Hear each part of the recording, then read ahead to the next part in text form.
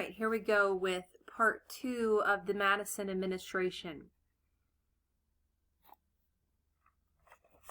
So, you see we have the box there. So we are moving into this region.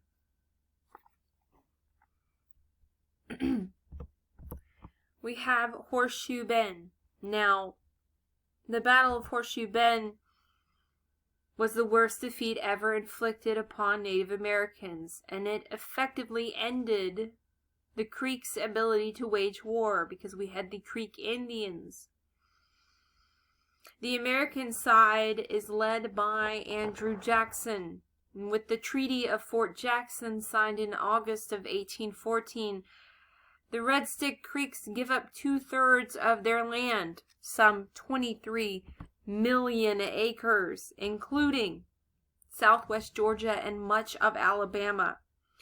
Red Eagle, chief of the Red Sticks, tells Jackson, "I am in your power. My people are all gone. I can do no more but weep over the misfortunes of my nation." Now, President Madison rewards Jackson by naming him a major general in the regular U.S. Army. So this is when Jackson becomes General Andrew Jackson.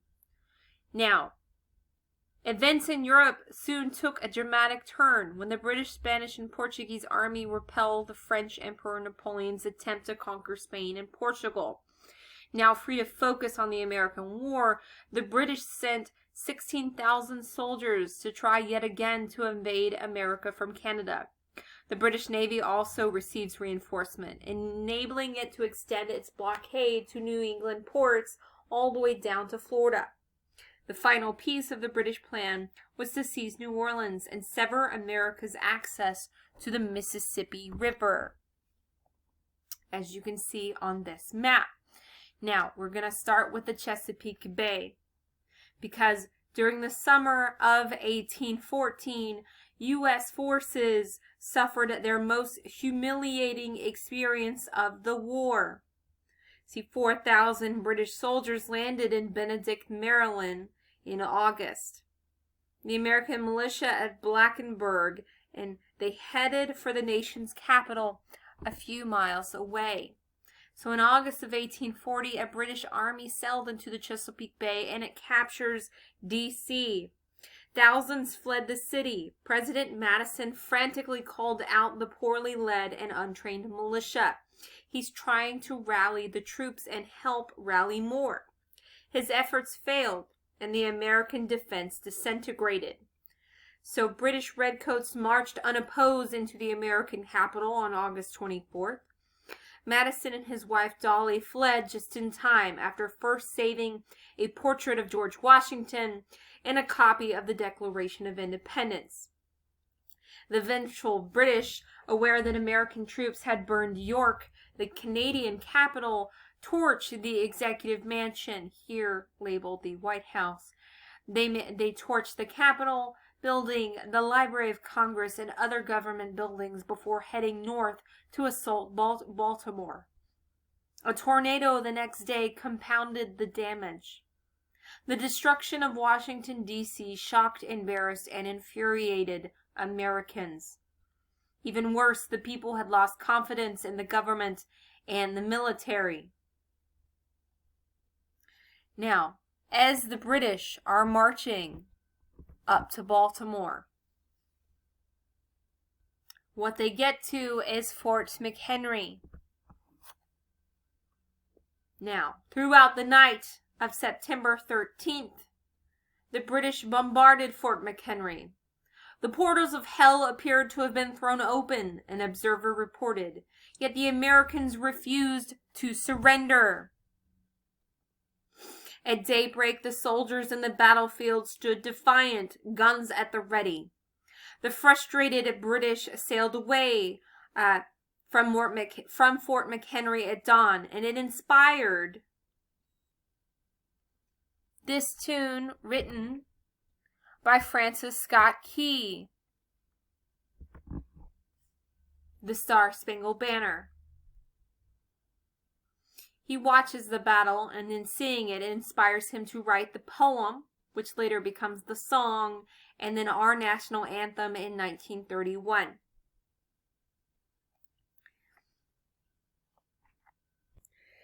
In the failure to conquer Baltimore, it nixes the British hopes of a quick victory while giving the Americans a desperately needed morale boost.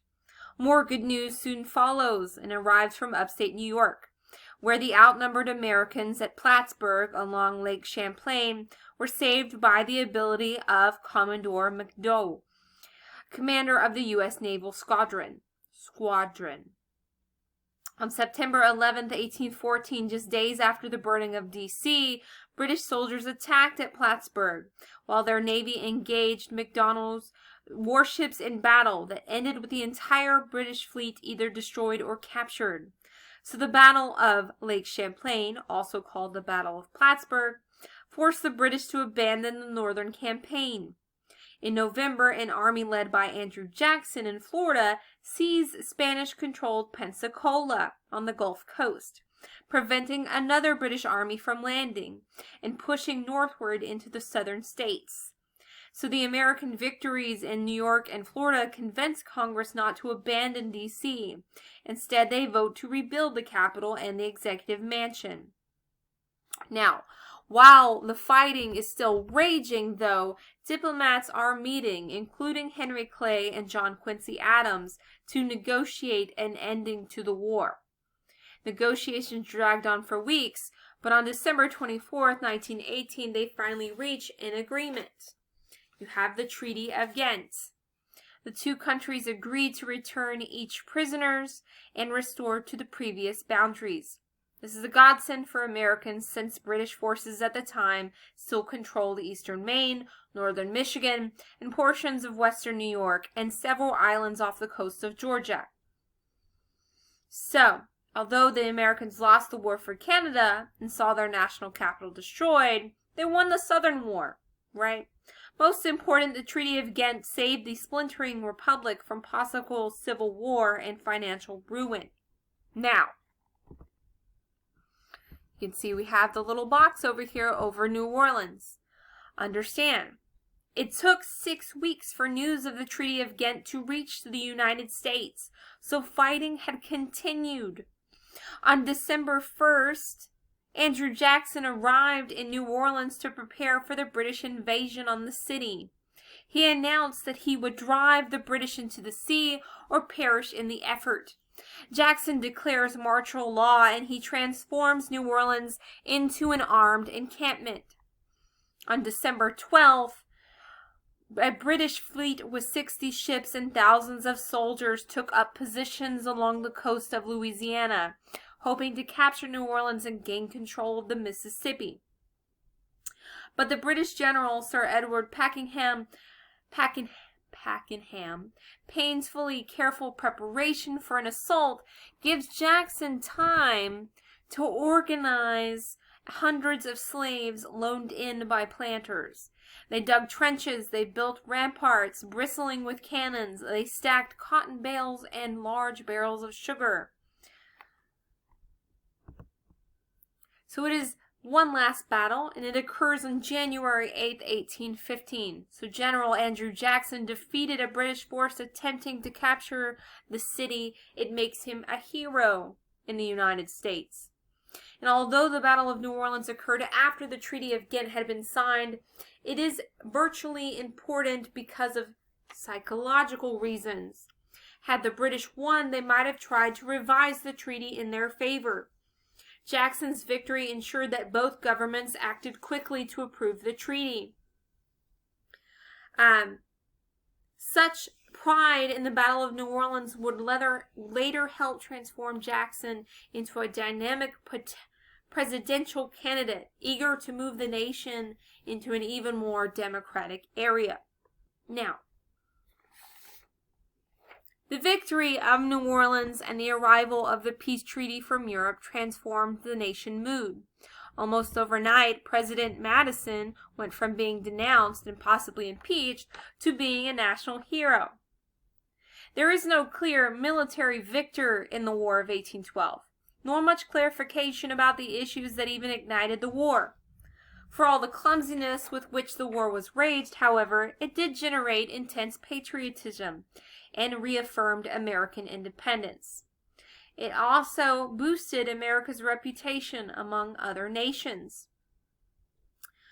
And it also propelled the United States toward economic independence, as the interruption of trade with Europe forced Americans to expand its own manufacturing sector and become more self-sufficient.